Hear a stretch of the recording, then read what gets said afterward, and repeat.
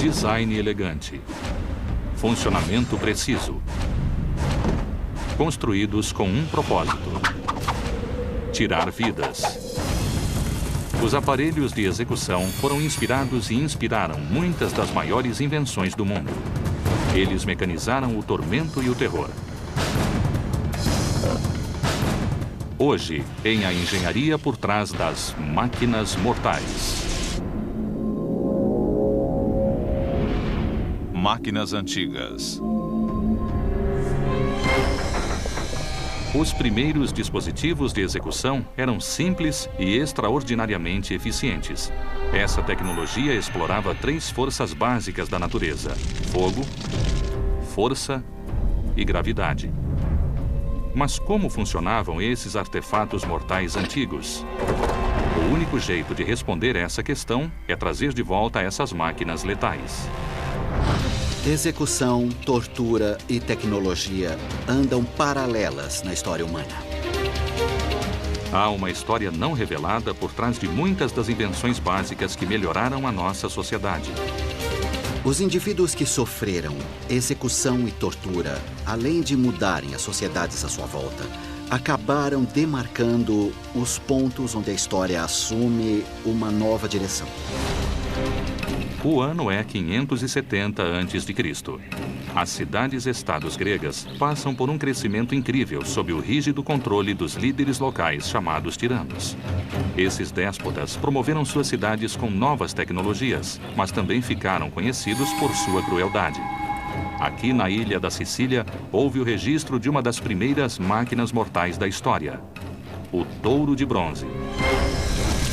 O conceito do touro de bronze é simples, mas a execução é absolutamente diabólica. Esse dispositivo mortal também é um instrumento musical.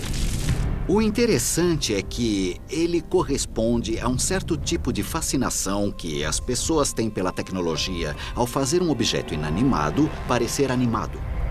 Para os antigos gregos, os touros simbolizavam o poder absoluto. É por isso que os touros, como o Minotauro, são tão predominantes na mitologia.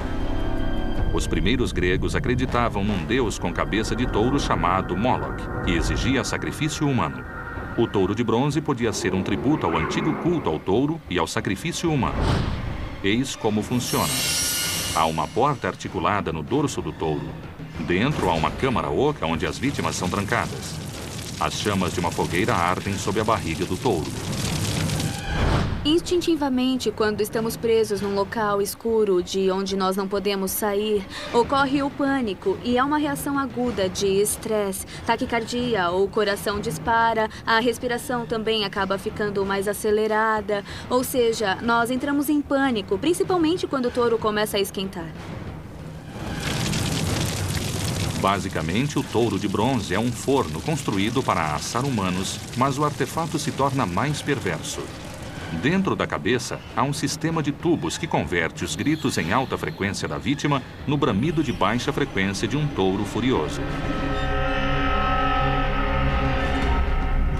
Ninguém sabe a configuração exata dos tubos dentro do touro de bronze original, mas relatos históricos descrevem uma estranha qualidade musical. Essa máquina mortal pode muito bem ter sido uma das primeiras tentativas de se criar um sofisticado tipo de instrumento musical de sopro. Mas seria tecnicamente possível converter os gritos das vítimas em chamas no som de um touro? A ideia de pôr uma extensão de tubo ou um tubo enrolado dentro do touro de bronze não é nada absurda. O tom e a harmonia equivalem ao de um trombone. Os gritos das vítimas do touro não podem ser ouvidos porque o metal funciona como uma barreira sonora. As ondas sonoras não conseguem passar por um material tão denso quanto o metal. Entretanto, se o fogo superaquece o ar dentro do touro de bronze, a vítima tentava chegar ao tubo dentro da cabeça do touro. A vítima inalava o ar fresco que vinha de fora do tubo e depois o exalava enquanto gritava. Imagino que se dentro do touro de bronze só houvesse um local para a vítima inalar o ar, soaria assim quando ela tornasse a gritar. Segundo os textos antigos, o tirano Falares quis testar as propriedades musicais do touro. Então, ordenou ao artista que construiu o touro que entrasse e gritasse como alguém sendo queimado. Porém, de forma traiçoeira e demoníaca, o tirano fechou a porta e acendeu o fogo sob o touro.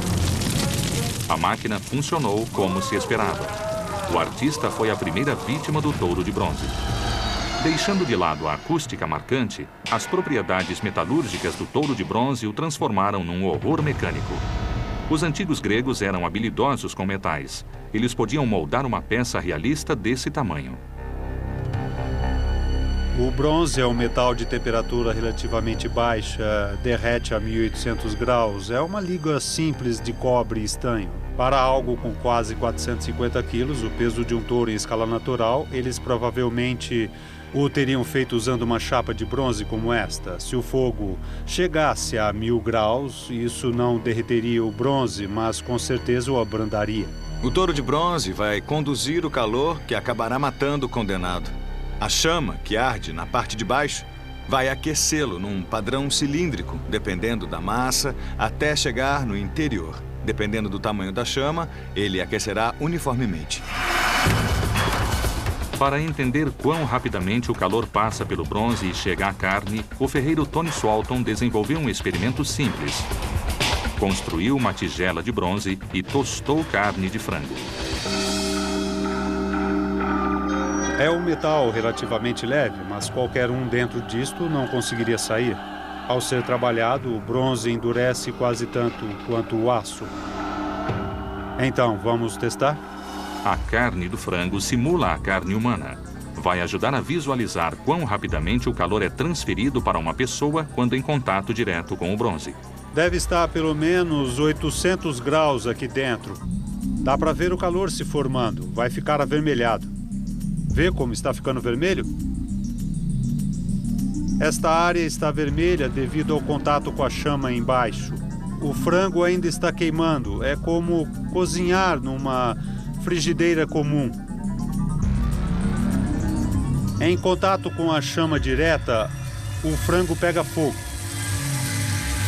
O calor, a fumaça e os vapores o sufocariam do lado de dentro e a dor seria horrível. Você queimaria até morrer.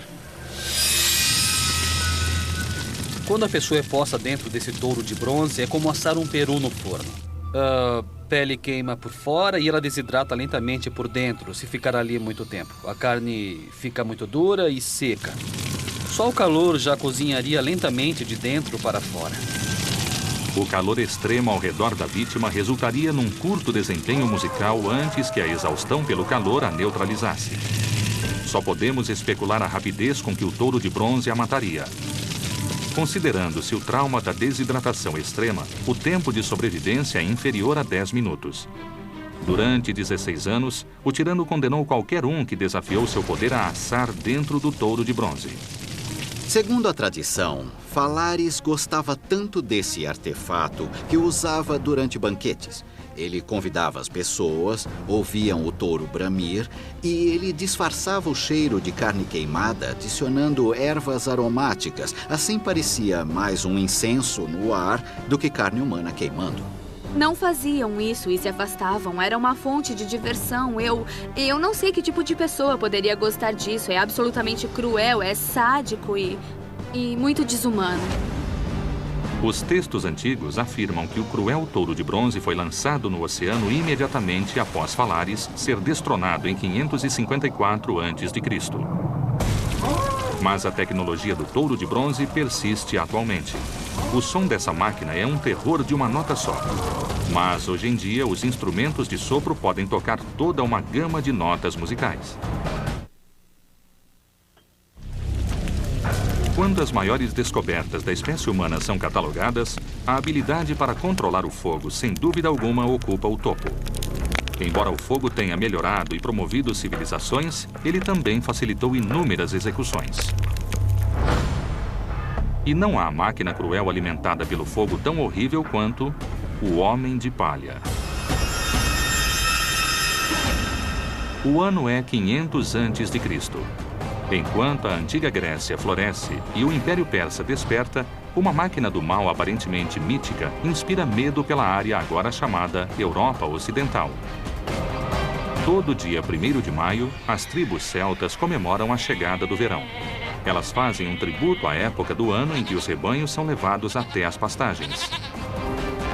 Mesmo hoje, há os festivais de 1º de maio e Beltane na Europa, que celebram a chegada do verão. Inclusive, há um homem de palha que queima na Escócia. Só que ninguém é morto.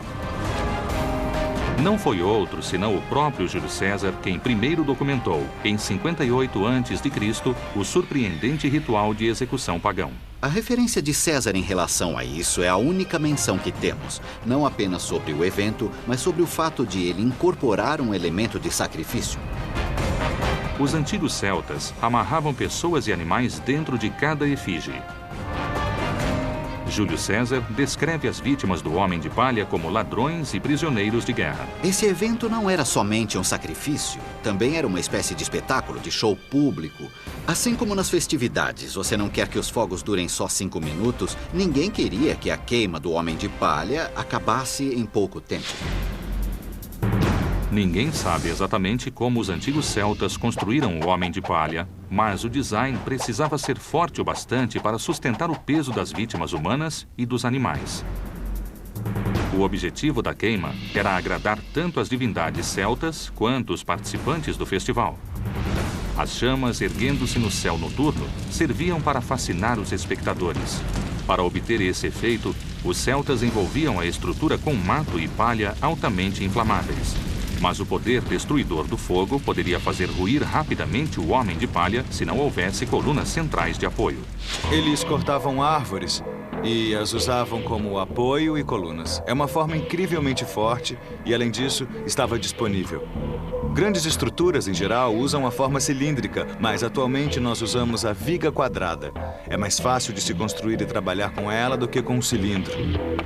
Nas garagens de concreto, nós veremos ou um cilindro ou uma viga quadrada suportando as cargas de compressão. Se puser uma carga sobre este cilindro, terá uma força igual e oposta atuando dos dois lados. É a área da viga que sustenta a carga. A espessura total de cada perna determina o peso que o Homem de Palha pode sustentar. Pernas com diâmetros maiores também impedem que a estrutura desmorone num monte ardente quando envolvida pelas chamas. Em geral, quanto mais grossas as colunas que sustentam o torso, mais tempo a estrutura permanece ereta. Os antigos celtas não dispunham de técnicas de carpintaria avançadas o bastante para construir colunas quadradas. Então prendiam os membros feitos com árvores, com ramos entrelaçados, gerando colunas cilíndricas.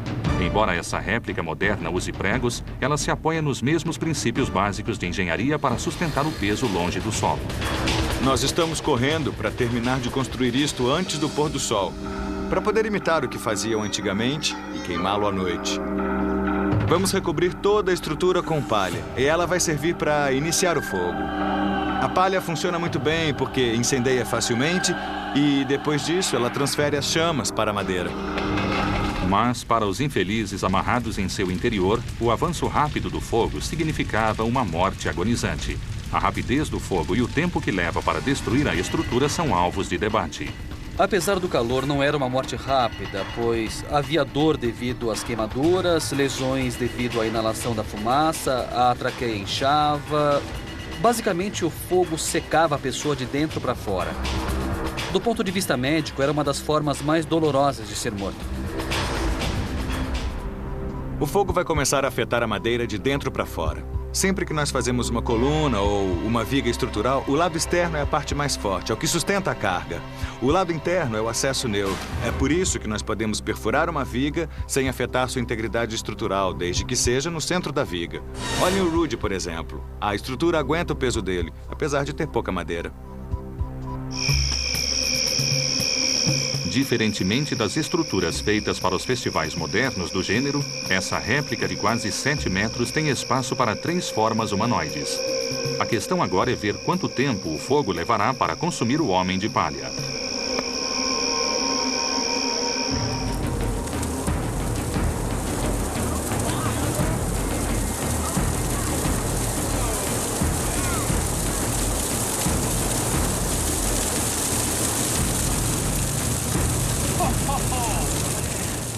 O fogo instantaneamente sobe pelo revestimento de palha inflamável.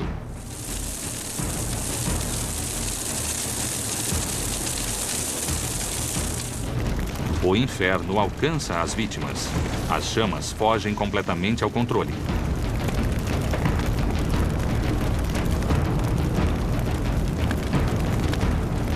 Após queimar o revestimento externo, o fogo consome a estrutura.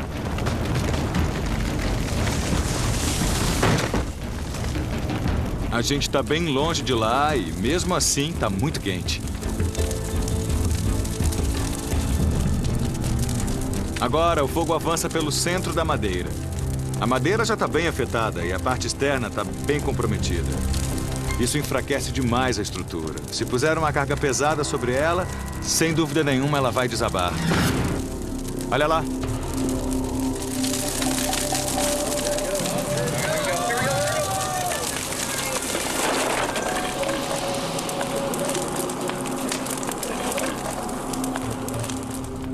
É interessante notar que a força da gravidade e o peso do braço agiram fazendo com que a estrutura tombasse para o lado oposto. Em vez de ruir do lado em que as vigas caíram, o peso do braço fez com que se deslocasse para o outro lado. Com base nessa demonstração moderna, o antigo homem de palha celta poderia ter queimado durante várias horas.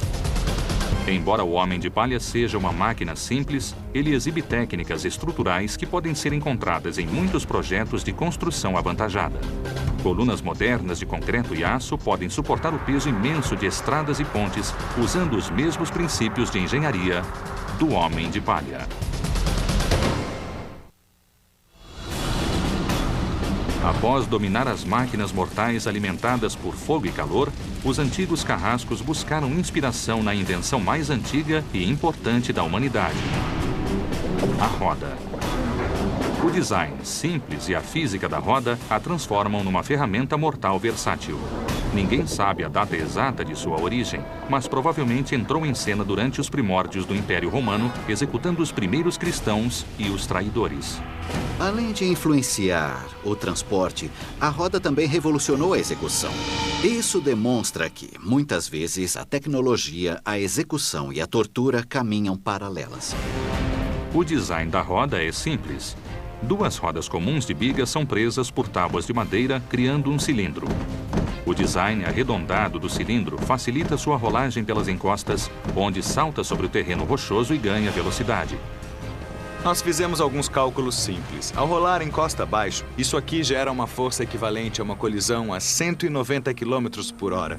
Funciona assim. Ao rolar, a roda gera um movimento. Quando ela bate em alguma coisa que não se move, como o solo, por exemplo, provoca uma força de impacto.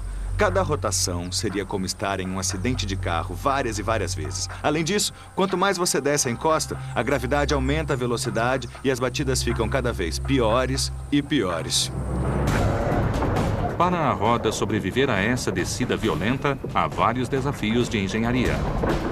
Precisa ser leve para poder ser levada ao topo da encosta, pesada para ganhar impulso e forte para resistir aos impactos contra as rochas. Ao rolar, ela vai ficando cada vez mais veloz e a energia tem que ser dissipada. Neste aparelho aqui, ela passa pelo corpo ao bater no solo. Os engenheiros escolhem um boneco antropomórfico de 80 quilos para simular a execução. É uma simples questão de massa. A massa tem de estar a uma certa altura. Isso vai gerar energia potencial. Ao cair, essa massa se torna energia cinética. A gravidade vai agir e puxá-la encosta abaixo. A força G será avaliada por colantes presos ao boneco que indicarão onde a roda causa as maiores lesões por impacto. Cada colante só será ativado após ser submetido a um certo grau de desaceleração imediata. O impacto fará com que a ampola com fluido branco fique vermelha. Temos os pontos vermelhos, que representam 50 Gs, que equivalem a um osso quebrado. Vamos colocá-lo em áreas onde provavelmente haveria um osso quebrado. Uma força de impacto de 50 G equivale a uma obstrução dura num jogo de futebol americano. Temos os adesivos laranja, que representam 75 Gs, usados para trauma interno e hemorragia interna. Vamos colocar um aqui no torso. Quando o carro da princesa Diana bateu em Paris, um impacto de 75 G seccionou sua artéria pulmonar. Um golpe na cabeça a 100 Gs causa morte instantânea. Então, vamos colocar um adesivo verde para 100 Gs aqui, na cabeça. Cair da bicicleta e bater a cabeça pode gerar um impacto de 100 G. Bom, agora eu vou colocar todos os adesivos.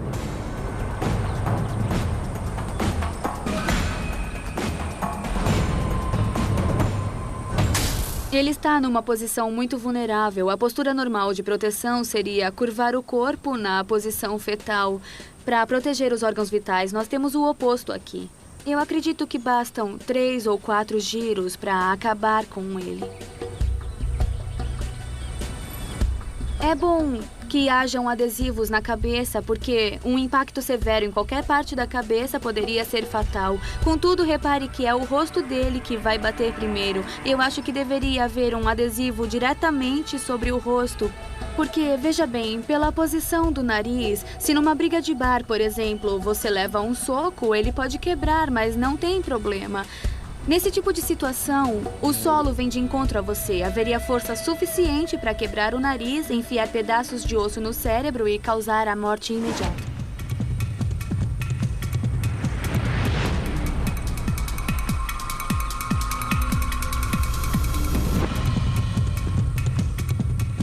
Estamos amarrando o boneco na roda, virado para cima.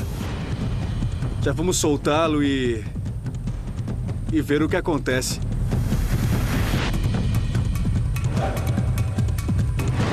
Tudo pronto aí, Rudy?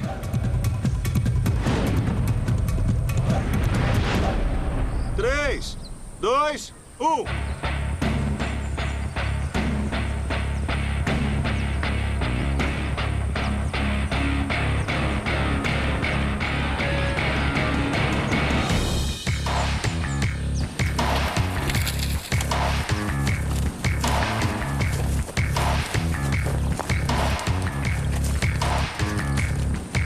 Percebeu uma coisa?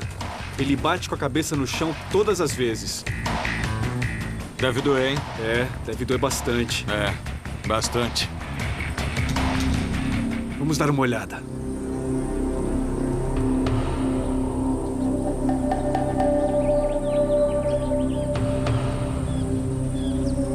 Pra ser bem honesto, eu fiquei muito surpreso com a lentidão com que rolou a encosta. A instabilidade e o peso externo reduziram o impulso. Mas, ao mesmo tempo, acabou gerando um movimento que jogava a cabeça dele para frente e para trás. Ao rolar, a velocidade da roda fazia a cabeça dele bater diretamente no solo. E com o movimento, devido à fragilidade da cabeça, ele quebraria o pescoço. Os impactos repetidos acionaram os colantes presos na cabeça do boneco. Isso quer dizer que a roda desferiu golpes mortais de 100 G.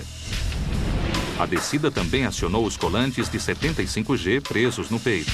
E isso significa lesões mortais com ruptura de órgãos. Com base nesses resultados, a morte teria ocorrido rapidamente, quase de forma imediata para alguém condenado à roda. Além da força da cabeça batendo no solo, ao subir ela é lançada feito um chicote. Isso. É a combinação da força com a projeção da cabeça que vai acabar matando. Mesmo sem a força contra o nariz, esse movimento teria partido seu pescoço antes mesmo que ele morresse pelas lesões internas. A roda provoca quase uma morte instantânea. Ou seja, o espetáculo de amarrar um criminoso a esse artefato enviava um recado aos espectadores. A lei romana era muito punitiva, e é por isso que a roda evoluiu em novas versões projetadas para mais mortes dolorosas. Há relatos de rodas estreitas acionadas por manivelas manuais. Os carrascos empurravam a alavanca para girar a roda e rolavam diversas vezes o acusado sobre o fogo ou uma cama de espetos. A roda é, em parte, um testemunho da imaginação da humanidade, que é capaz de calcular o que um objeto comum do dia a dia é capaz de fazer quando usado de forma cruel e desumana. À medida que as cidades-estados gregas desenvolviam técnicas refinadas em metal e carpintaria, elas adquiriam uma compreensão básica de como a força e a pressão poderiam mecanizar a execução. O ano é 200 a.C. Em Esparta, uma cidade ao sul da Grécia, surge um artefato mortal com a habilidade de empalar mecanicamente suas vítimas. Elas o chamam de A Pega de Nabis. A Pega segue uma longa linha de figuras meio androides que remontam à época de Homero. E tanto Aristóteles quanto Arquimedes escrevem sobre marionetes articulados, que podiam ser movidos de forma quase real. Mas a Pega não era um brinquedo. Alguns estudiosos acreditam que a Apega fosse uma história usada como propaganda para favorecer as ambições do tirano espartano Nabis.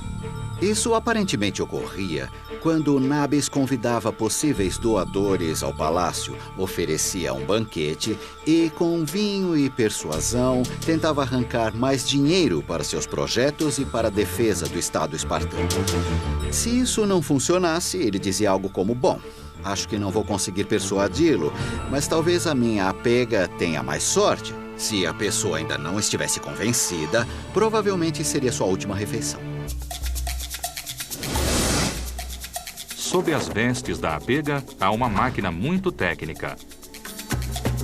Para funcionar devidamente, a Apega precisa de um rosto realisticamente pintado para enganar a vítima.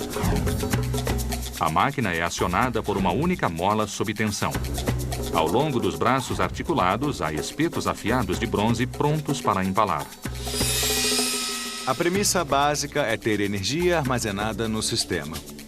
E depois nós temos que fazer com que o sistema retenha até que alguma coisa ative essa energia fornecida pela mola. Um acionador instalado no peito da Apega libera a mola e sela o destino da vítima. A quantidade de força necessária para armazenar, conter e aplicar contra uma pessoa seria algo muito difícil de saber naquela época. Essa história presume que as vítimas da Apega estão bêbadas o suficiente para achar que o dispositivo seja humano ou são levadas à força até seu abraço fatal. Repare que este espeto é bem afiado e penetraria facilmente na minha pele. A dor associada às múltiplas perfurações nas extremidades superiores seria intensa. Órgãos vitais, inclusive os pulmões e o coração, correriam risco imediato. Em tese, poderia ser mortal. Aqui temos um tipo de colete protetor de nível inferior. Enfiar esse espeto e pressionar exige uma certa quantidade de energia. Agora temos um bastão com um espeto similar à Apega. Eu usarei a mesma quantidade de energia, porém tudo vai se concentrar aqui. 3, 2, 1. Ainda notamos um pouco de energia, porque ele amassou o forro de espuma. Mas houve uma óbvia penetração de provavelmente uns 5 centímetros. Isso mostra como um objeto com uma ponta bem pequena consegue penetrar sem precisar de uma velocidade imposta manualmente. A Apega deve ter sido muito eficiente, porque assim que a pele era perfurada, ela continuava penetrando até o braço parar de apertar. Pela perspectiva moderna, espetos movidos à mola parecem projetos bem simples. Mas, na verdade, esses mecanismos exigem uma tremenda engenharia e precisão técnica para funcionar direito. A Apega de Nabis funciona como um enorme grampo à base de mola de uma armadilha para urso. Aqui temos um grampo simples. Eis o braço da alavanca e a articulação. Esta é a parte móvel. Quando ela é armada, esta peça aqui fica na frente e assim que alguém a toca, ela desarma e esmaga a pessoa. Se você tentar inverter o processo e quiser abrir a parte menor, você vai ver que é muito mais difícil. A vantagem mecânica está na parte de trás dos braços. Instalar uma mola grande o bastante para acionar os braços da Apega exige muita energia. O engenheiro resolveu esse problema construindo longos braços de alavanca para tensionar a mola. Precisaram usar materiais bem primitivos. E o mecanismo do braço de alavanca que aperta e perfura alguém é um problema bem difícil. Se usar um pedaço de madeira curva, como de um arco e flecha, ele poderia ser posto entre dois braços de alavanca, projetados e ligados a uma mola. Para enganar uma vítima fazendo com que acreditasse que a pega fosse real, seria preciso ocultar os braços de alavanca extra longos construídos em suas costas. A pega teria de ficar contra uma parede com o mecanismo da mola escondido do outro lado. Seria ficção científica para a época. Haveria tantos dispositivos mecânicos para fazê-la funcionar direito que seria difícil enganar alguém. Seria meio irreal alguém conseguir criar um mecanismo de grampo como esse só para prender alguém em espetos. Naquela época, a mola teria de ser capaz de conter muito peso, porque a pessoa que ficasse presa reagiria e tentaria afastar os braços. E a menos que a mola fosse grande o bastante para conter essa energia ao ser destravada, isso não funcionaria. Embora a pega pareça além da imaginação, os gregos eram extremamente engenhosos e os tiranos mais ainda quando queriam fazer a tecnologia funcionar de uma forma cruel. Nossa próxima máquina mortal parece extraordinariamente similar a um dos símbolos religiosos mais poderosos do mundo, a cruz.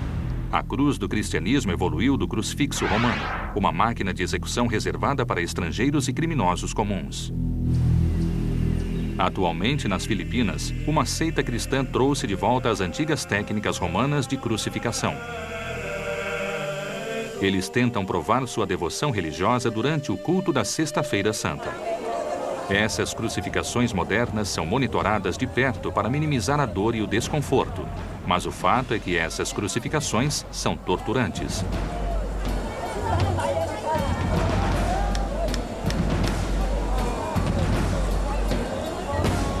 Esse participante é removido após 5 minutos na cruz. A dor é tão intensa para esse devoto que ele é removido em menos de 1 minuto. A esses praticantes modernos da crucificação, só resta sentir a força implacável e mortal da gravidade. Mas o que eles não percebem é que esse não é um retrato preciso da crucificação romana. Uma das coisas que uniam o mundo romano era uma espécie de consistência de urbanização. Você podia ir a qualquer cidade e praticamente sabia o que achar. Banhos, hospedarias, mas também sabia, ao passar pela cidade, que havia um local de crucificação. E os visitantes, fossem eles cidadãos romanos ou as pessoas que deveriam ser controladas, passavam por essas áreas que demonstravam a força e o poder de Roma. Em Roma, a crucificação faz parte da propaganda. Não se rebele contra Roma, eis as consequências.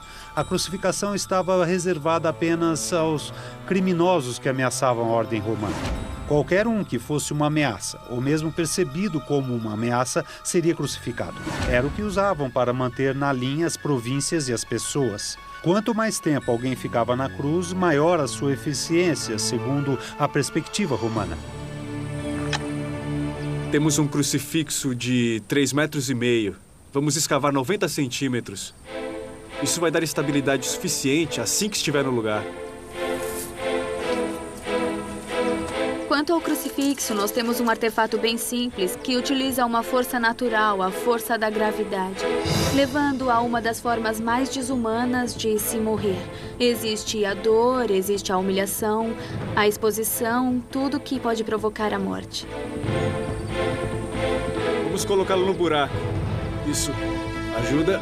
Vai lá. Pronto. Agora, vamos virá-lo para lá. Vamos posicionar assim porque o condenado enfrenta o sol da manhã. Ele fica exposto aos elementos o dia todo. O crucifixo romano consiste de um mastro vertical de madeira podendo chegar a 3,5 metros de altura. Cerca de 1/3 desse mastro serve para fixar permanentemente o artefato no solo. Em seguida, uma viga horizontal mais curta de 1,80 m, chamada de patíbulum, é fixada no topo através de um encaixe de respiga. Quando punham uma pessoa aqui, provavelmente distribuíam o peso dos dois lados para que ficasse equilibrado na viga central que é posta no solo. Tudo isso envolvia a construção de uma estrutura considerável. Basicamente, o mastro vertical recebe todo o peso, não só da pessoa sobre ele, mas também o peso da viga que vai em cima. A estrutura do crucifixo não contém partes móveis até a vítima ser presa a ele. Então, a gravidade faz todo o serviço à medida que a vítima, lenta e dolorosamente, se funde com a máquina. Os braços, devido ao ângulo, vão suportar o dobro do peso em relação à posição vertical. Isso acontece por causa do ângulo do T onde a pessoa foi colocada. É como na ginástica. Você pode ficar pendurado nas argolas o dia inteiro, mas ao fazer o crucifixo é quase impossível manter a posição. No local da crucificação, uma corda prende os braços estendidos da vítima na viga horizontal. Os soldados romanos introduzem espetos de metal de 22 centímetros através de arruelas de oliveira nas mãos ou pulsos, unindo permanentemente homem e aparelho. A maioria das cruzes romanas tinha a forma da letra tal, ou seja, do T maiúsculo, e não na forma do T latino, ao qual estamos acostumados, especialmente no Ocidente, quando pensamos na cruz.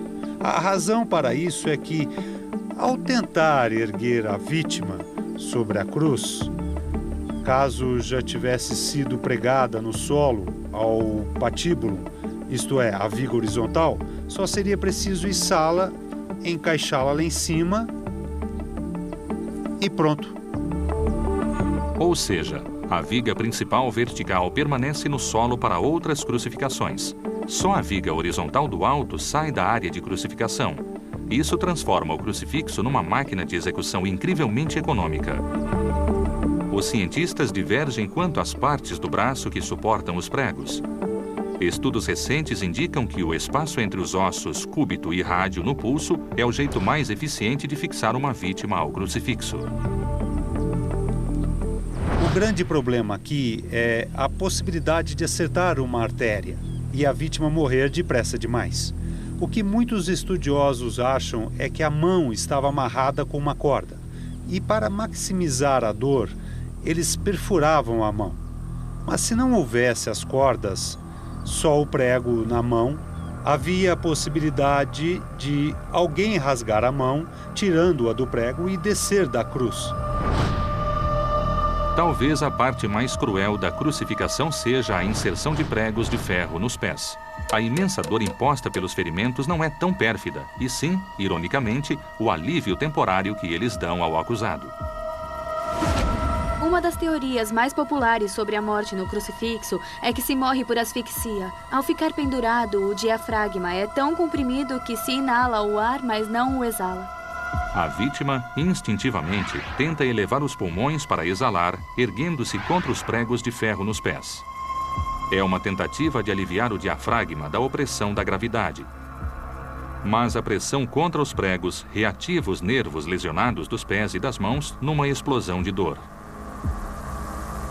É preciso lidar com a dor nas mãos e possivelmente nos pés, além de ter certa dificuldade para respirar, sem mencionar a exposição aos elementos naturais, a desidratação, fome, animais selvagens, uma série de coisas. Seja como for, a força da gravidade leva a uma morte bem dolorosa, pois constantemente explora as fraquezas do corpo humano. Para grande parte do mundo moderno, o que começou como um artefato infernal de tormento, agora serve como símbolo humilde da devoção religiosa. O crucifixo é uma máquina mortal transformada em ícone de uma das religiões mais populares da Terra. Quando o Império Romano chegou ao ápice do seu poder e 1/4 da população humana da Terra se submetia a César, foi criada uma máquina mortal de tecnologia sem paralelo. Erguendo-se 15 andares acima de Roma, essa máquina letal era um feito de engenharia sem igual. Sua arquitetura foi construída com mais de 5 toneladas de concreto. Mas oculto sob ele havia um sistema moderno de elevadores. Esse artefato mortal é o iconográfico Anfiteatro Flaviano, mais conhecido atualmente como o Coliseu Romano. A estrutura que conhecemos como Coliseu foi a mais grandiosa de muitas outras semelhantes em todo o Império Romano. Ele é considerado uma maravilha arquitetônica, mas ninguém se dá conta de que embaixo havia tantos dispositivos mecânicos que parecia uma máquina. O ano é 79 d.C. 2 andares abaixo do piso da arena, o Coliseu abriga uma estrutura de corredores similar a uma catacumba chamada hipogeu. Aqui, nessas passagens escuras e úmidas, os promotores de eventos criam os efeitos especiais que surpreendem tanto as vítimas quanto as virgens vestais. Há 28 alçapões ocultos sob a areia da arena. Desses portais, leões africanos e outros grandes predadores surgem no anfiteatro e o sangue começa a jorrar. Você não faz a menor ideia de onde os animais vêm. Está numa arena enorme. Está cercado por milhares de pessoas clamando por sua morte. E só sabe que algum animal grande vai surgir em algum ponto, mas você não sabe onde.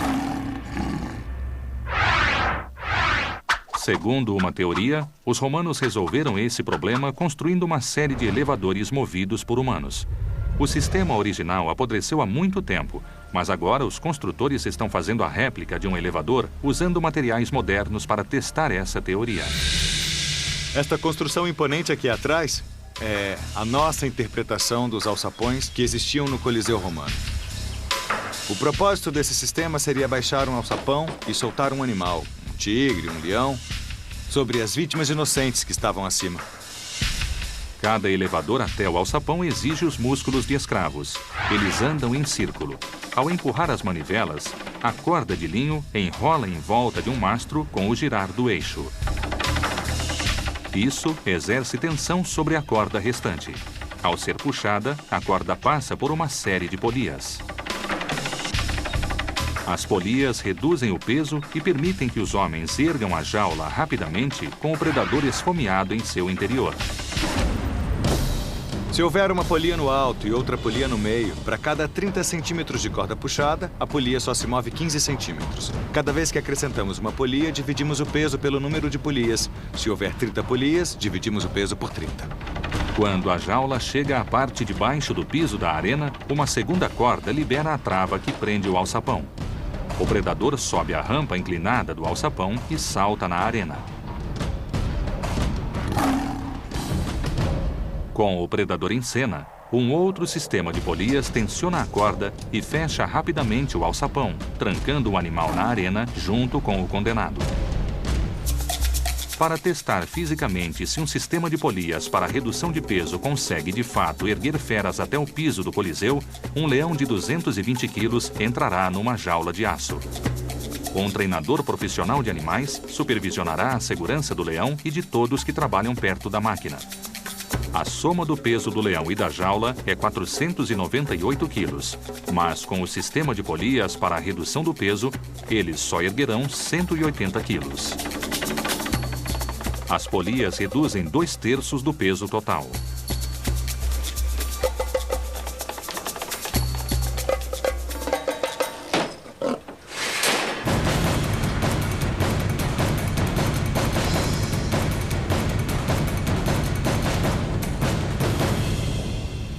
Durante séculos, milhares de animais abasteceram o mecanismo do Coliseu, mas o número absoluto de baixas humanas pode ser apenas estimado. Embora seja quase impossível calcular exatamente o número de mortos durante os 400 anos da história do Coliseu, as estimativas beiram cerca de 500 mil. Esse número torna o Coliseu numa das máquinas mortais mais destruidoras da história. Como máquina de execução, o Coliseu era perfeito porque utilizava a pura força animal.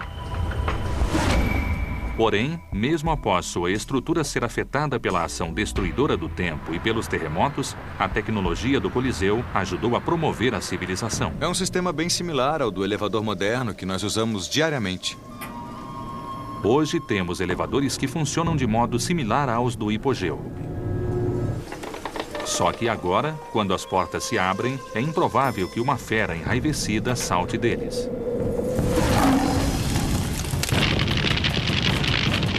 Embora os avanços da tecnologia básica impulsionassem muitas sociedades antigas, eles também foram usados para punir e executar.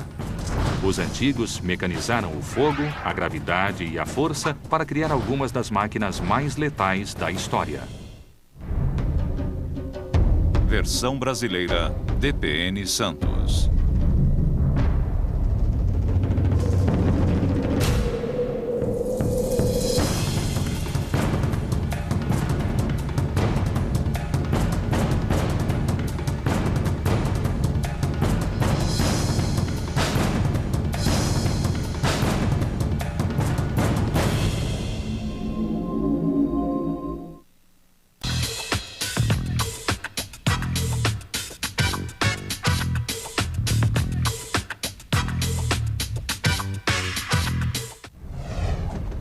Design elegante.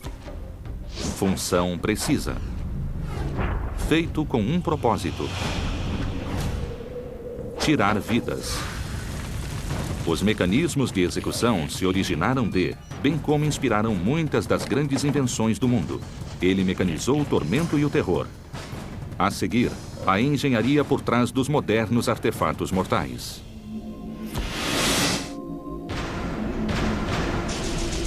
Máquinas mortais. Máquinas modernas. Quando o mundo ocidental entrou na era moderna, mentes esclarecidas buscaram criar máquinas de execução mais humanas.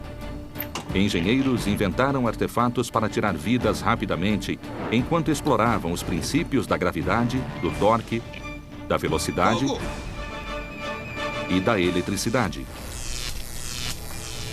O termo capital, em pena capital, na verdade, deriva do latim da palavra caput, que significa cabeça.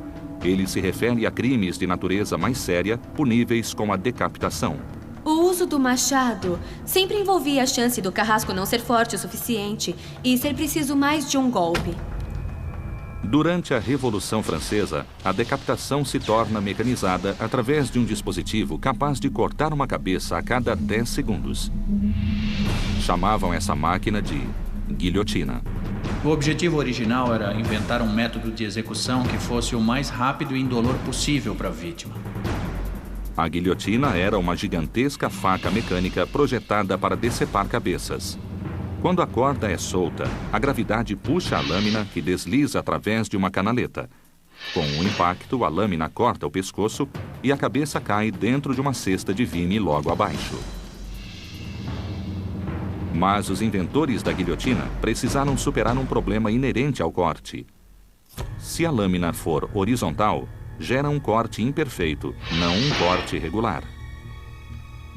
Uma lâmina em ângulo é um dos melhores jeitos de se fatiar coisas. Quando tentamos cortar um pedaço de carne, inclinamos a lâmina e aí a deslizamos. É bem mais eficiente do que tentar cortar a carne com a lâmina na posição horizontal.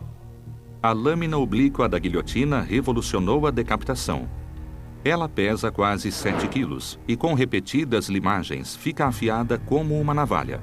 Mas um corte em ângulo não é suficiente para decepar uma cabeça. A força por trás do corte provém dos 31 quilos de peso morto chamado mouton posto sobre a lâmina. Deve ser bem pesado no alto para gerar energia suficiente para cortar a cabeça.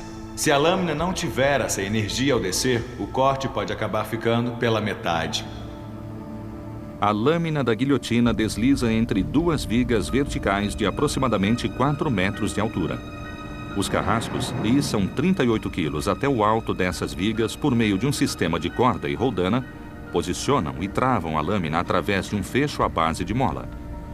Mas é complicado decepar uma cabeça.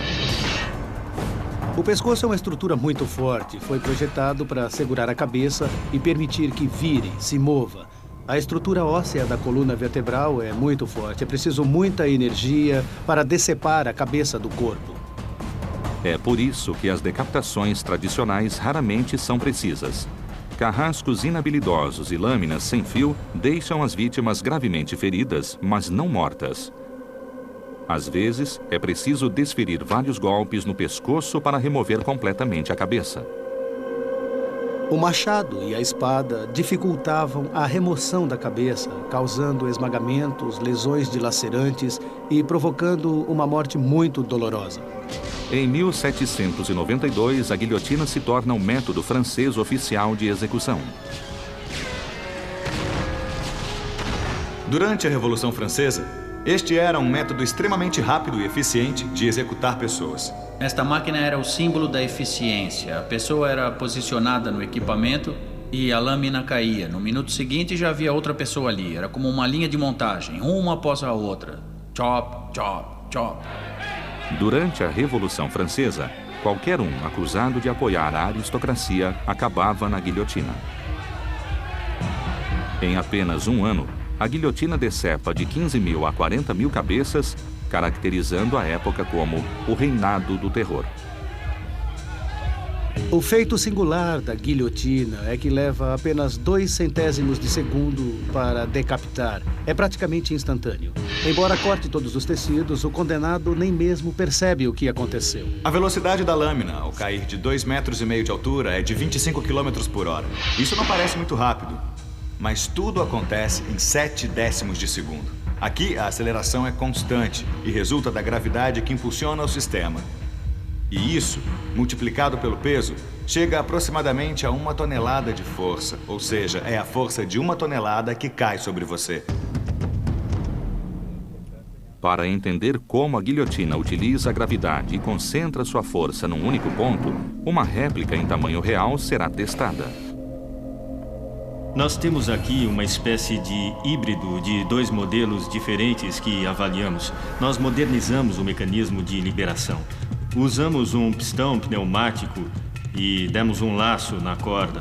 O pistão recua, libera o laço da corda e a lâmina desce.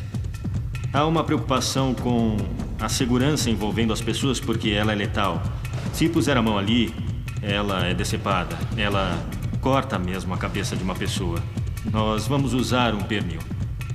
A densidade da carne e dos ossos simulará a resistência de um pescoço humano. Vamos fazer a demonstração com a guilhotina. Farei uma contagem regressiva e a acionarei.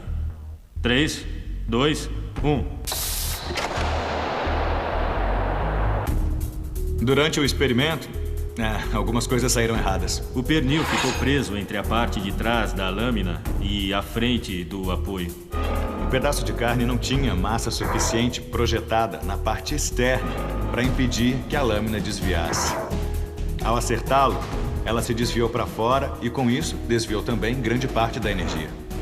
Como a guilhotina rasgou o pernil, um outro material simulará o pescoço sob a lâmina. Substituímos o pernil por uma peça de presunto. Colocamos um pino de madeira de quase 2 centímetros dentro da peça para simular a espinha humana. 3, 2, 1. Isso nos mostra que, naquela época, um carrasco tinha sempre que testar muito a máquina para ajustá-la e aperfeiçoá-la. Essa era a sua habilidade. Eles implantavam melhorias sempre que a usavam, buscando aprimorá-la.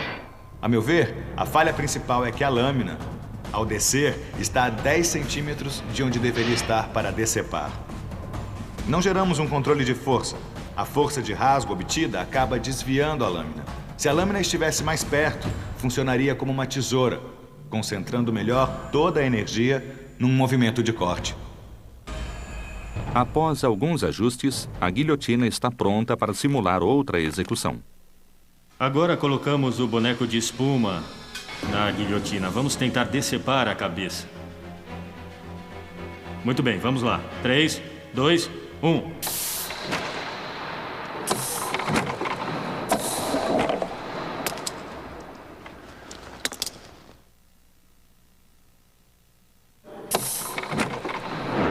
A espuma absorve o impacto, e havia uma grande área para absorver o impacto, e é muito difícil cortá-la. Na verdade, o boneco absorveu uma grande quantidade de energia. Houve um movimento de corte e quase ocorreu a degola, mas só rasgou. Os engenheiros suspeitam que as demonstrações frustradas carecem da mesma coisa: peso corporal para ajudar a criar o controle de força necessário. Além de amarrá-la, nós também inserimos uma vara de metal na parte de trás para dar mais estabilidade. Pusemos tiras na vara para imobilizá-la. A intenção maior é simular massa corporal e o efeito de uma alavanca. 3, 2, 1. Ao descer, a lâmina deve estar perpendicular para poder concentrar toda a energia no corte. As pessoas que faziam a guilhotina precisavam ter muito cuidado com a fabricação precisa dessa máquina. Ela também devia exigir muita manutenção devido ao desgaste das peças, porque qualquer probleminha impediria a descida correta da lâmina. Enquanto a Revolução Francesa tem êxito na criação de uma máquina letal que mata rapidamente, o legado da guilhotina não é nem um pouco humano. Supondo que tudo funcionasse bem e a lâmina descesse corretamente, a sua cabeça seria decepada com um golpe perfeito. Sentiria a cabeça tombando em direção à cesta, mas a sensação seria como se você estivesse caindo. Então seu impulso talvez fosse esticar as mãos para se segurar.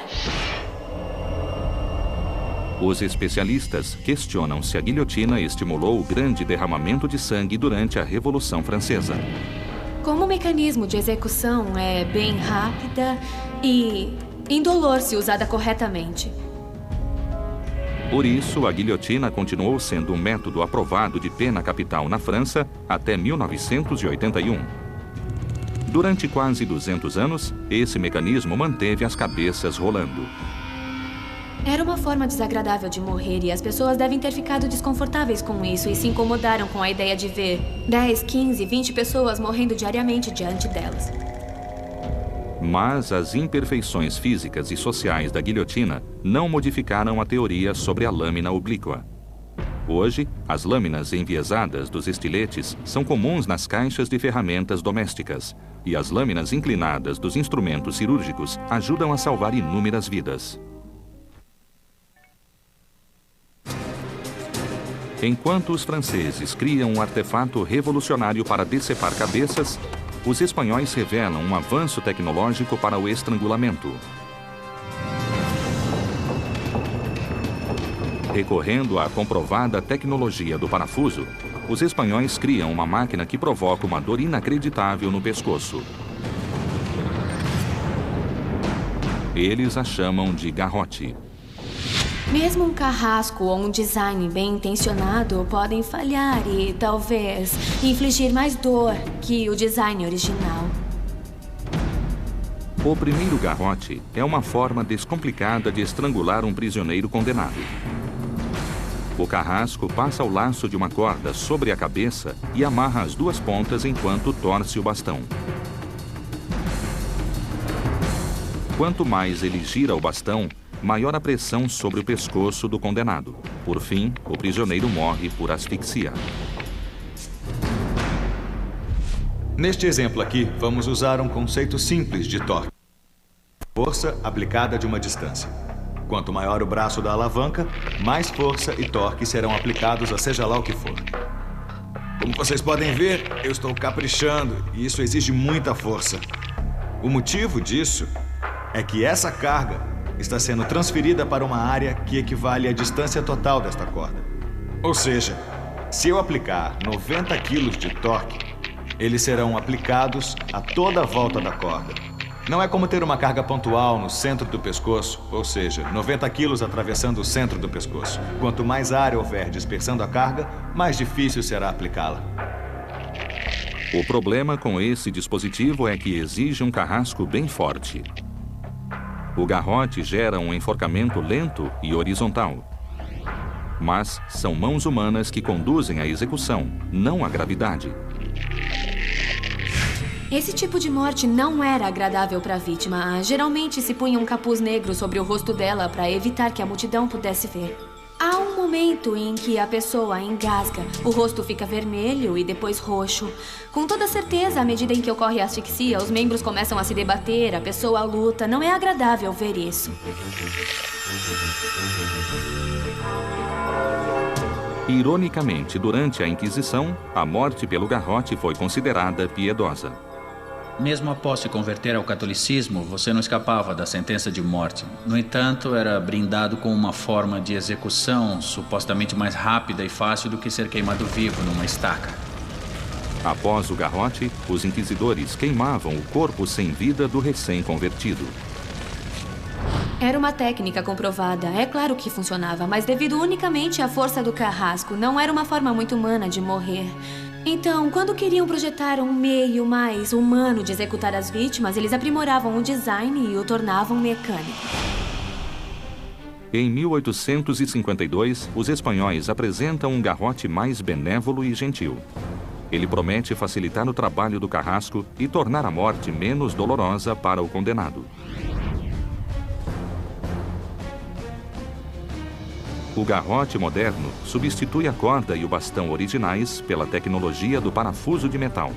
Agora, ao girar uma barra, o carrasco atravessa um parafuso enorme através do suporte do garrote até penetrar no pescoço da vítima.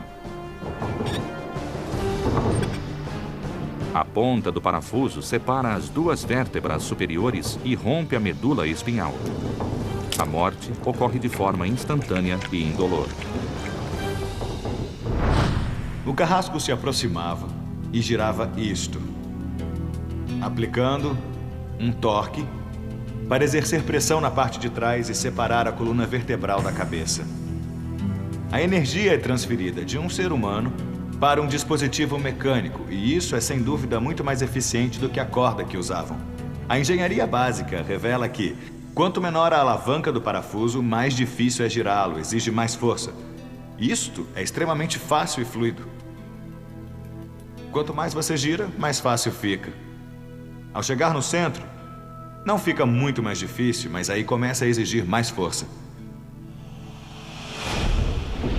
Segundo a teoria, o parafuso separa as vértebras e rompe com precisão a coluna vertebral, deixando o condenado paralisado e incapaz de sentir dor.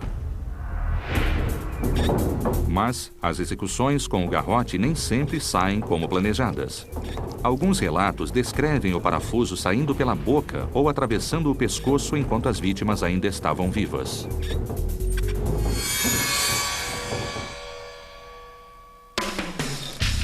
Um falso pescoço e uma medula espinhal testarão como o parafuso entra no condenado durante o uso do garrote. Embora dependa do grau de aperto, ainda resta espaço para algum movimento, assim como para erro. Está começando a entrar e ainda não há resistência.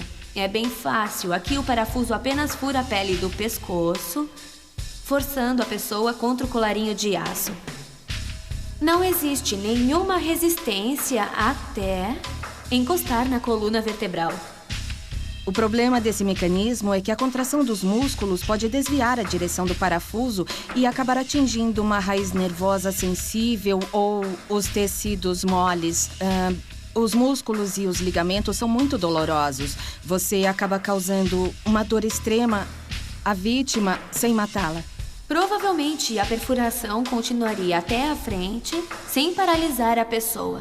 Era uma boa ideia na teoria, mas às vezes erravam o alvo. Na prática, não funcionava como deveria. Como tentativa de usar a tecnologia para tornar essa forma de execução mais humana, falhou tremendamente e há muito espaço para erro aqui. Por isso, não foi mais usado para matar pessoas. Embora fosse horrível para o condenado, este é um artefato muito engenhoso. A tecnologia na qual isto se baseou revolucionou os tempos modernos. Atualmente, mecanismos semelhantes a esse geram a força necessária para abrir cofres de banco e vedar escotilhas de submarinos.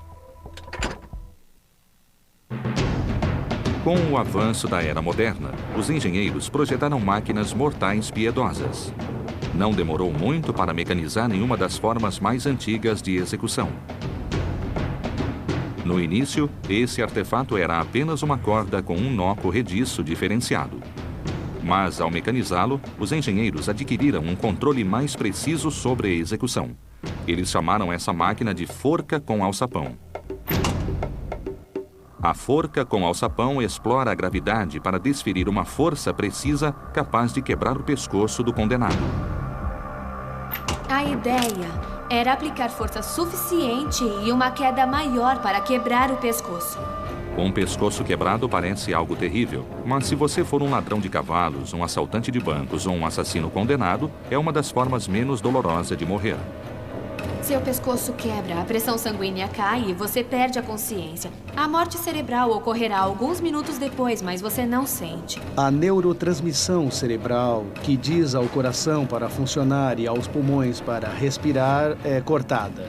É como desligar o computador, igual a um interruptor de luz. É desligado e o indivíduo morre.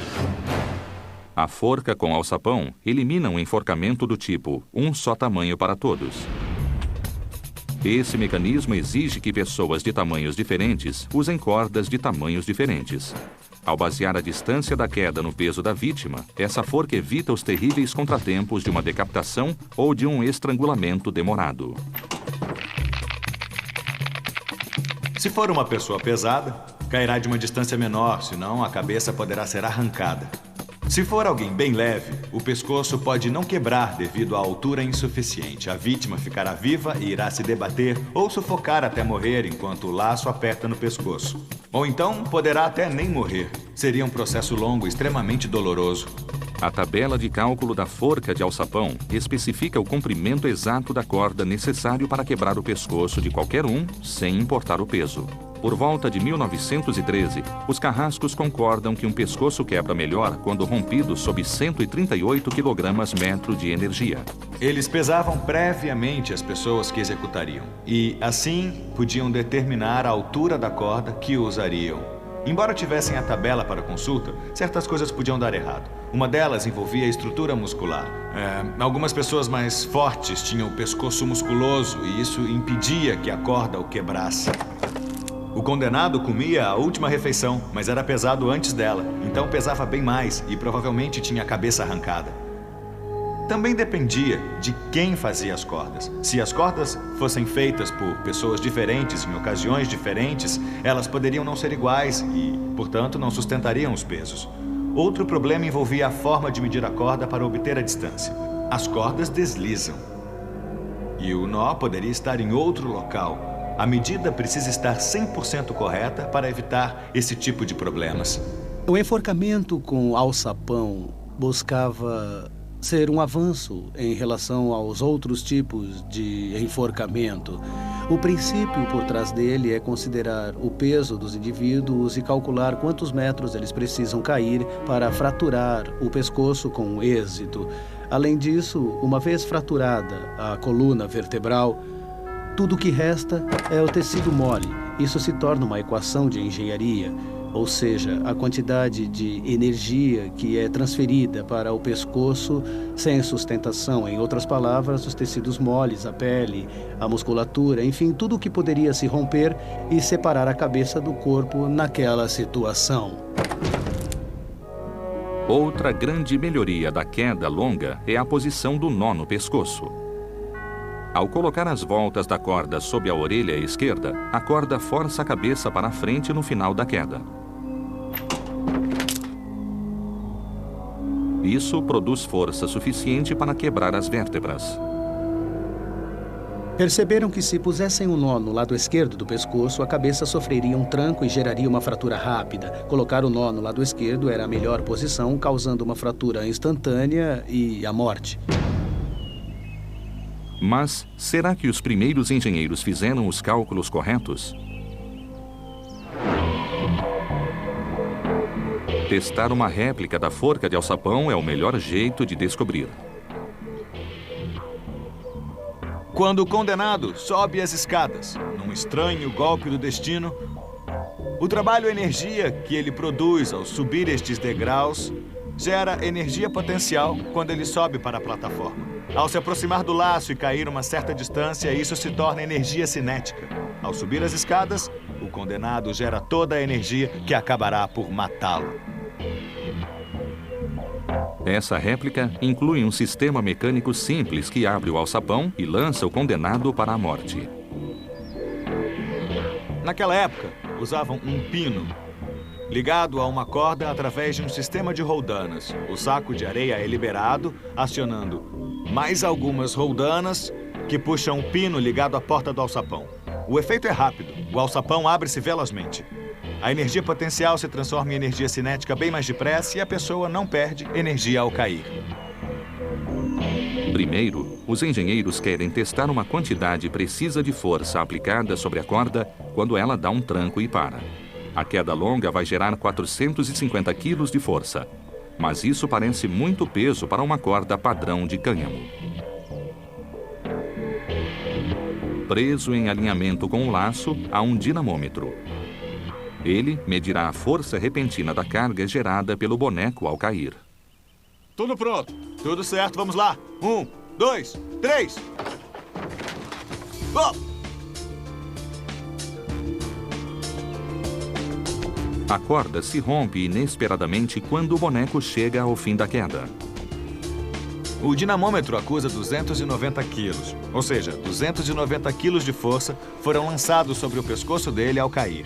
Portanto, esse peso é a resistência máxima desta corda. Isto também revela a importância de se ter uma boa corda naquela época. Então, como os carrascos do século XIX enforcavam as pessoas sem romper a corda? Eles pré-esticavam a corda na noite anterior.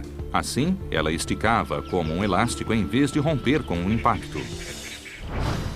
No teste seguinte, os engenheiros usam uma corda pré-esticada para ver se a queda rápida de uma pessoa causaria uma decapitação.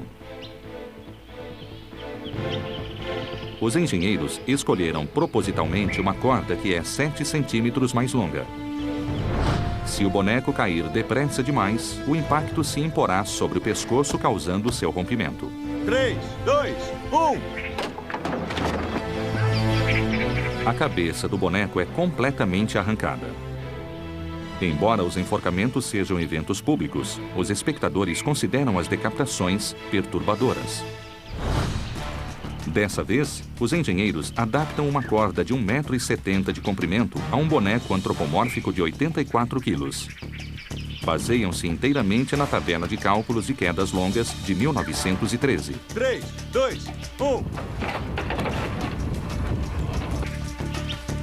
A cabeça do boneco permanece presa e não há chance de um estrangulamento prolongado.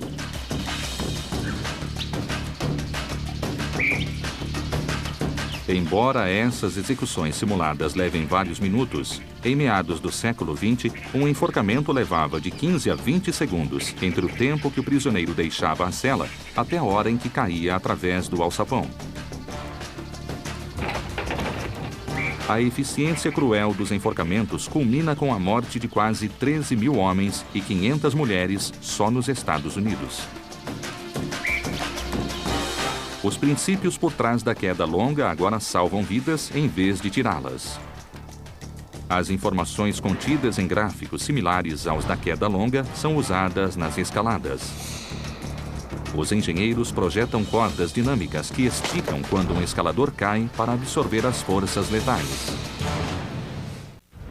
De todos os dispositivos modernos de execução, há um em particular que falha com mais frequência devido ao erro humano. Essa forma de pena capital mescla uma tecnologia disponível, o fuzil, com a habilidade física humana para executar o condenado de forma rápida e piedosa. Destacamento! Preparar! É o chamado pelotão de fuzilamento. Aqui temos um artefato tecnológico moderno que precisava ser usado por uma pessoa para poder matar alguém. Era uma mistura entre o homem e a máquina para concluir uma execução. O pelotão civil de fuzilamento busca executar criminosos com a maior eficiência possível. Consiste de 3 a 5 atiradores. Eles se posicionam a 6 metros do condenado. Ao comando do líder do pelotão, começa o fuzilamento. É provável que uma das balas pare instantaneamente o coração. O pelotão de fuzilamento explora a tecnologia disponível do fuzil para liquidar rapidamente criminosos condenados. Na teoria, faz sentido. As Forças Armadas usam pelotões de fuzilamento para punir a deserção e motins desde a invenção do fuzil em 1498. Especialmente as Forças Armadas, havia muitos fuzis, atiradores e muita munição. Era o jeito mais fácil de executar alguém. De 1900 até 1950, os pelotões americanos civis de fuzilamento contam com o fuzil Springfield calibre 30. É o fuzil militar de precisão mais popular e participa da Primeira Guerra Mundial, da Segunda e dos conflitos na Coreia e no Vietnã.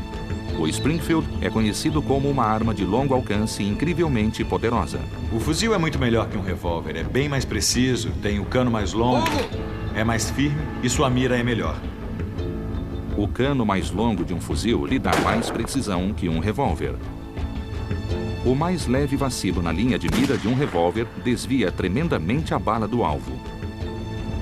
Para a pessoa na cadeira, isso era psicologicamente muito traumatizante bem antes de ser atingida pelas balas. Há uma pessoa amarrada, sentada numa cadeira.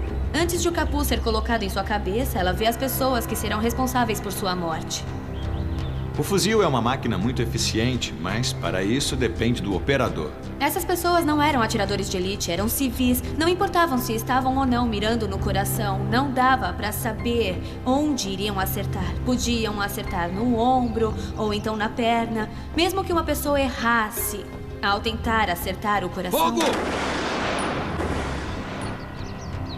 A chance de 5 pessoas errarem o tiro no coração era muito reduzida. Muito provavelmente a pessoa logo morreria de choque hemorrágico, de um tiro no coração ou na cabeça. Mirar um fuzil com destreza exige total concentração da parte do atirador. Mas a relutância em tirar a vida de outra pessoa pode afetar psicologicamente a precisão do atirador. Os humanos costumam aceitar a figura de uma autoridade. Quando se trata de uma execução, essa é uma ferramenta psicológica muito poderosa. Se conseguir convencer uma pessoa de que ela não é responsável pelo que vai fazer, é bem mais provável que ela faça o que estão lhe ordenando. Para minimizar as chances de erro humano, o sistema penal cria um artifício psicológico. Há muitos aspectos psicológicos que buscam facilitar todo esse processo para quem o executa. Você é informado de que um dos atiradores usa balas de festim. Coloca-se um capuz sobre a cabeça da pessoa para desumanizá-la. Você não precisa ver o seu rosto. Um grande alvo é posto sobre a vítima, buscando concentrar a sua atenção. Assim você não terá que olhar para a pessoa que vai levar o tiro. Havia muitas coisas para aliviar sua culpa em relação a executar um outro ser humano. Fogo! E se todos esses civis não conseguissem matar a pessoa, então o líder teria que atirar na lateral da cabeça da vítima. Desse último disparo, houve 3 tiros ótimos e um me pareceu mortal. Mas, caso os tiros não matassem o indivíduo imediatamente e ele ainda estivesse vivo, o oficial responsável teria que se aproximar com sua pistola, engatilhar um tiro e atirar na cabeça dele, basicamente dando-lhe um tiro de misericórdia.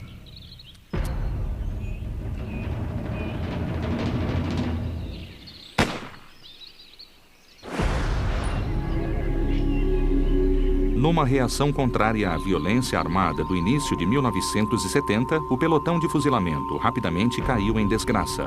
Mas até hoje, os criminosos condenados em Idaho e Oklahoma ainda podem requerer essa forma de execução. No mundo todo, cerca de 80 países continuam a usar os pelotões de fuzilamento como forma básica de execução. Ele persiste pelas mesmas razões iniciais: um pronto estoque de armas e uma quantidade infinita de balas.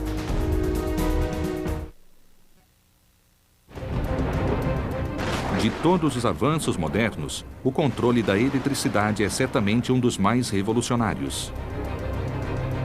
A eletricidade é tudo para o mundo moderno. Pense em alguma coisa que não use eletricidade. Está em todo lado. Não podemos vê-la, mas sabemos o impacto que tem. Com a invenção de uma única máquina, a eletricidade energizou completamente a execução moderna. Esse dispositivo chama-se cadeira elétrica.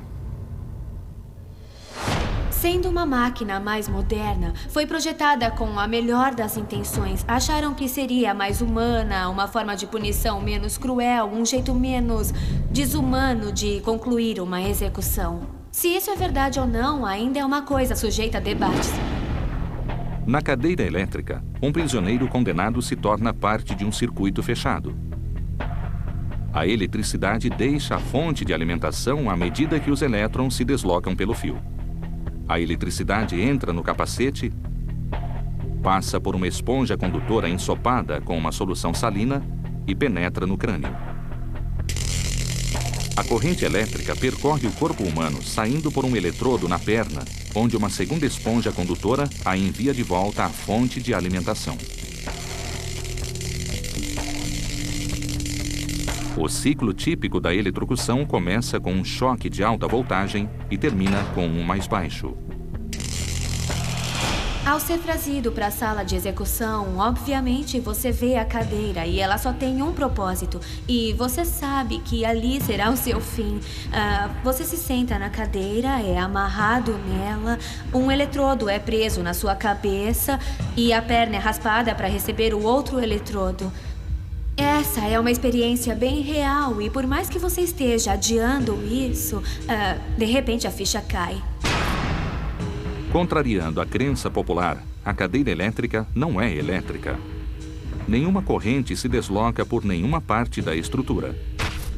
Qualquer cadeira robusta e não condutora pode servir como assento para uma eletrocução.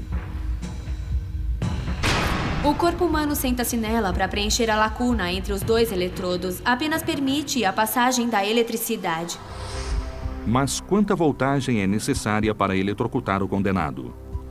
As cadeiras elétricas podem variar de 1.600 volts até 2.600 volts em anos recentes. Aqui temos uma série de lâmpadas de 80 e 100 watts. Podemos visualizar a quantidade de energia de uma cadeira de baixa energia. Seria algo mais ou menos assim. Todas essas lâmpadas equivalem a 1.600 volts. Uma tomada doméstica comum fornece apenas 120 volts. Sendo assim, a cadeira elétrica tem 13 vezes mais voltagem que a corrente doméstica. Para conduzir toda essa energia até uma pessoa, é preciso muita voltagem. Para fazer isso, é necessário um transformador para aumentar a voltagem ou um gerador, algo que forneça muito mais força que uma tomada caseira. A força é suprida por um sistema de controle numa sala adjacente. É daqui que a corrente de eletricidade de alta voltagem é liberada através do condenado. Todo o ciclo elétrico dura de 15 a 30 segundos, mas não é a voltagem que mata. Considere a voltagem como se fosse uma bomba, capaz de bombear eletricidade. Pense na eletricidade como água percorrendo um cano e os fios são os canos. Quanto maior a bomba, mais água ela conduzirá pelo cano. Durante uma eletrocução, é a amperagem ou a intensidade com que a eletricidade percorre a vítima que é letal. 1 ampere pode matar um ser humano. Mas como ele mata, dá margens a debates. Algumas pessoas acham que o crânio isola o cérebro e que por isso não chega eletricidade suficiente para afetá-lo durante uma eletrocução. Há um teste visual simples que mostra se a voltagem consegue atravessar o crânio e chegar ao cérebro. Uma compra feita num açougue local simulará o cérebro humano. Aqui temos um pouco de cérebro e osso para simular o crânio. Usaremos um osciloscópio para ver se a corrente chega ao cérebro quando aplicamos uma voltagem ao crânio. Um osciloscópio é um aparelho que transforma a voltagem numa imagem gráfica. Quando não há voltagem, a tela fica escura ou exibe uma linha reta.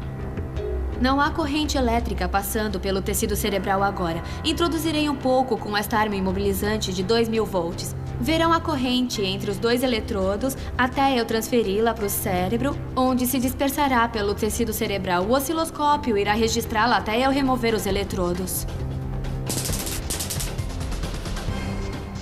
Agora, há uma linha de referência. O osciloscópio mostra a alta voltagem percorrendo o cérebro. À medida que a humanidade começa a entender a eletricidade na era moderna, os carrascos se aproveitam de seus atributos letais. Os inventores da cadeira elétrica sabem que a eletricidade pode matar, mas não sabem como. Segundo uma teoria, o crânio isola o cérebro do choque elétrico. Como resultado, a eletricidade mata o cérebro cozinhando-o. Um teste básico inicial mostra que a alta voltagem percorre facilmente o cérebro. Mas o cérebro está protegido pelo crânio, e é no crânio onde a voltagem atinge a vítima primeiramente.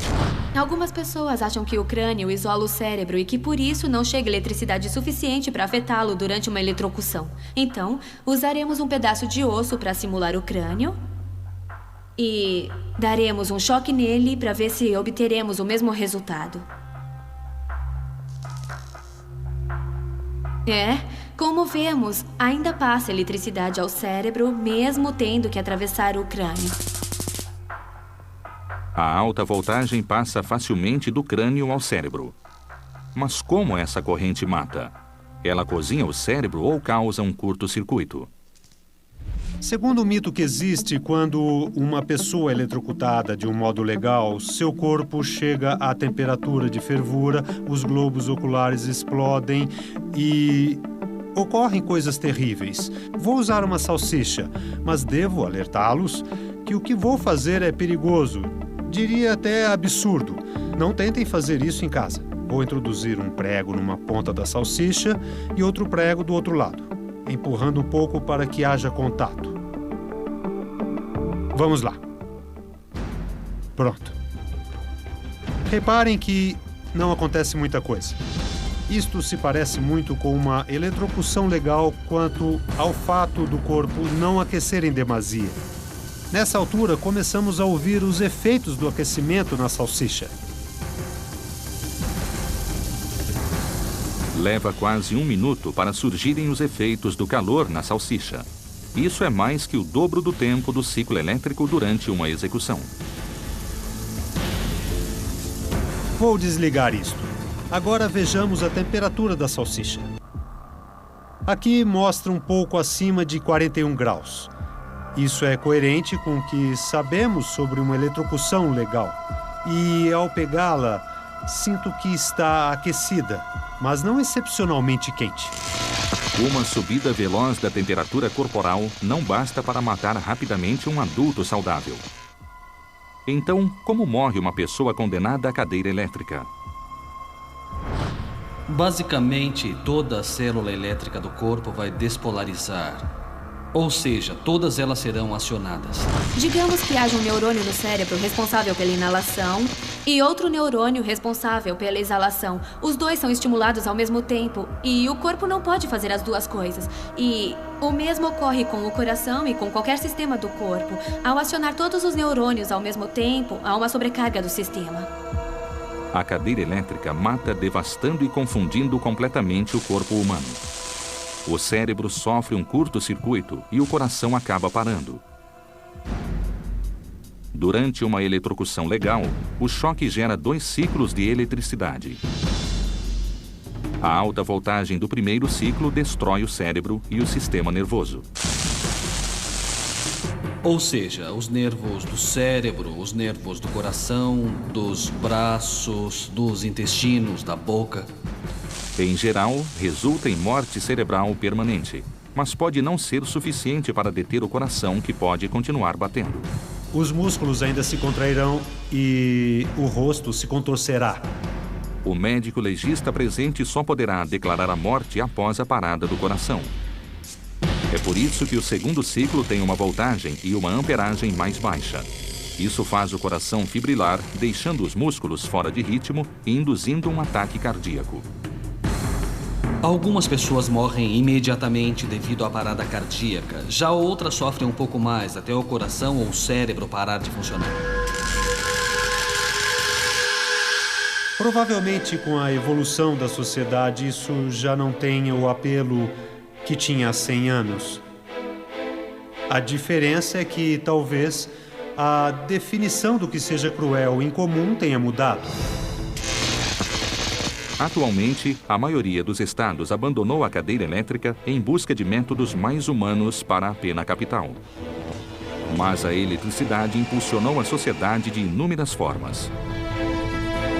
A tecnologia da era moderna, com certeza, promoveu a engenharia dos equipamentos de execução. Tentando criar dispositivos mortais mais humanos, os criadores de máquinas mecanizaram técnicas antigas, copiaram as forças armadas e exploraram um fenômeno poderoso. Mas agora, esses mecanismos são considerados alguns dos artefatos mais mortais da história. Versão brasileira, DPN Santos.